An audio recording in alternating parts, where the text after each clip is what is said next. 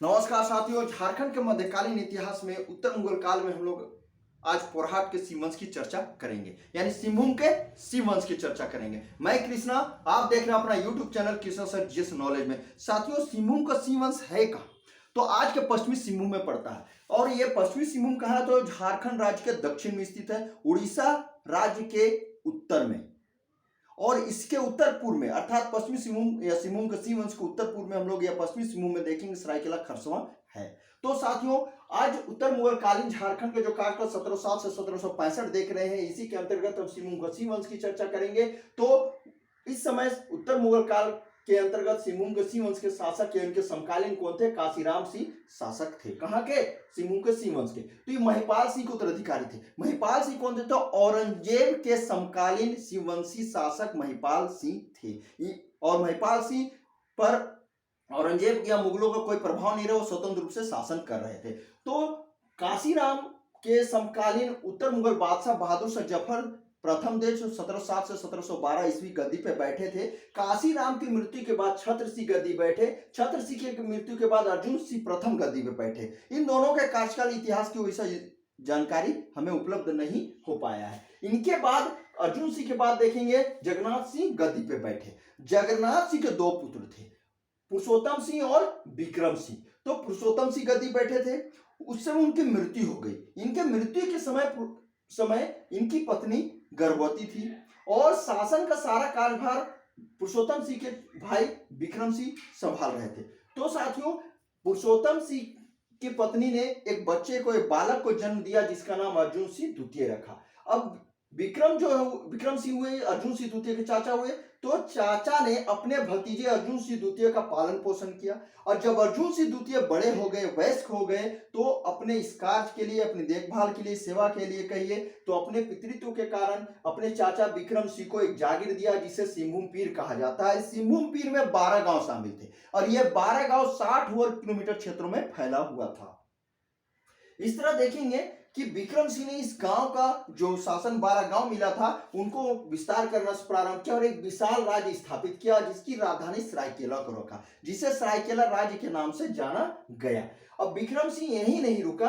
अब देखेंगे कि ये 12 गांव जो मिला था, ठीक है साथियों, ये 12 गांव देख रहे हैं, उत्तर में संजय नदी था, दक्षिण में खरकई नदी था। अब दक्षिण में खरकई नदी था तो विक्रम सिंह ने क्या किया? पाटकुम के राजा से कांडू और बक्साई पीर छीन लिया। इस तरह राज्य की उत्तरी सीमा का विस्तार किया, यानी संजय नदी की सीमा और यह संजय नदी की ओर अपना साम्राज्य का विस्तार किया। यही नहीं, उत्तर पूर्व में जो आज देख रहे हैं पश्चिमी सिंहभूम के उत्तर पूर्व में सरायकेला खरसवां है, उत्तर पूर्व में गम्हरिया, पीर और खरसवां पर अधिकार कर लिया। इस तरह उत्तर पूर्व में अपने साम्राज्य का विस्तार किया। यही नहीं, बाद में इनके वंशजों ने सरायकेला खरसवां राज्य देख रहे हैं, सरायकेला राज्य का काफी विस्तार किया और पोरहाट राज्य से, जो सिंहभूम के पोरहाट राजवंश से, इससे अलग होकर एक बड़े विस्तार राज्य के का स्थापना क्या किया? ज्यादा विस्तार किया। यही नहीं, स्वतंत्र होकर अपने शक्ति और समृद्धि से पोरहाट के शिववंशी राजा से बहुत आगे निकल गए। इस तरह सिंहभूम के जो पोरहाट राजवंश काफी कमजोर हो गए, 500 गांव तक सीमित रह गए और देखेंगे कहीं न कहीं कोल्हान क्षेत्र में उनका अधिकार बहुत ही कमजोर हो गया।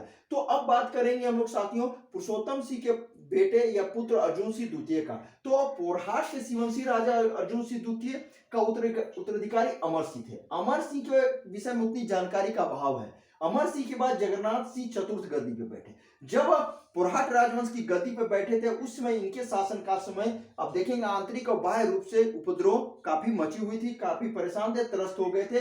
इनके शासन काल में हो तथा कोल आदिवासियों, जनजातियों द्वारा उनके राज्य में उपद्रव मचाकर आतंक फैलाया जा रहा था। यही नहीं, उनके राज्य में लूटपाट भी किए रहे थे। इससे तंग आकर जगन्नाथ सिंह ने क्या किया? जगन्नाथ सिंह चतुर्थ ने छोटनागपुर खास के नागवंशी शासक दर्पनाथ शाह से सहायता मांगी।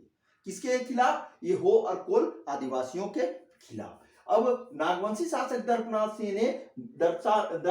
शाह ने 20,000 अपने सैनिकों के साथ पोरहाट राज्य के राजा के सैनिकों के साथ मिलकर संयुक्त रूप से हो और कोल जनजातियों के खिलाफ कार्रवाई किया। किंतु ये हो और कोल जनजातियों की इतनी दुस्साहस कि इन्होंने इस बड़े संयुक्त सेना को भी युद्ध में पराजित कर दिया। अब पराजित ही नहीं किया बल्कि पूरे कोल्हान क्षेत्र में ये लड़ाका कोल लूट मार करने लगे और लूटपाट भी करने लगे। इसे त्रस्त होकर अंत पुरहाट राजा जगन्नाथ सिंह चतुर्थ ने अंग्रेजों के शरण में चले गए सहायता के लिए। वो चाह रहे थे कि अंग्रेज सहायता करे, तीन कोल उपद्रवियों को क्या किया जाए, रोका जाए, दबाया जा सके। अंतर देखेंगे पुरहाट राजा जगन्नाथ सिंह चतुर्थ के शासन काल में ही अंग्रेजों ने सर्वप्रथम 1767 में सिम्मू में प्रवेश किया। अंग्रेजों को क्या चाहिए था, अपना साम्राज्य स्थापित करना चाहिए था, भारत में पूरा राज्य स्थापित करना चाहिए था, झारखंड में घुसने के सोच रहे थे। इसी में उसको बहाना मिल गया कि कहा सिम्मू के सिंह वंश के जो चतुर्थ देख रहे जगन्नाथ सिंह चतुर्थ के समय मौका मिल गया, क्योंकि ये सहायता मांगने गए और अंग्रेज तो ताक में ही थे कि हम कैसे झारखंड में अर्थात सिम्मू राज्य में प्रवेश करें। यह मौका इसी समय मिल गया और सर्वप्रथम 1767 में इस तरह अंग्रेजों ने सर्वप्रथम सिम्मू के सिंह वंश के शासन काल के समय क्या किया, सिम्मू में प्रवेश किया। तो ये वीडियो कैसी लगी साथियों, अवश्य हमें कमेंट करें, शेयर करें, लाइक करें और सब्सक्राइब अवश्य करें। सब्सक्राइब करने में कोई पैसा लगता नहीं है। अब जब सब्सक्राइब करेंगे तो नोटिफिकेशन आपको और मिलेगी और आपके एग्जाम के माध्यम से अर्थात आपकी एग्जाम की तैयारी के लिए यहाँ जितनी सामग्री है वो आप तक उपलब्ध होती रहेगी। नमस्कार।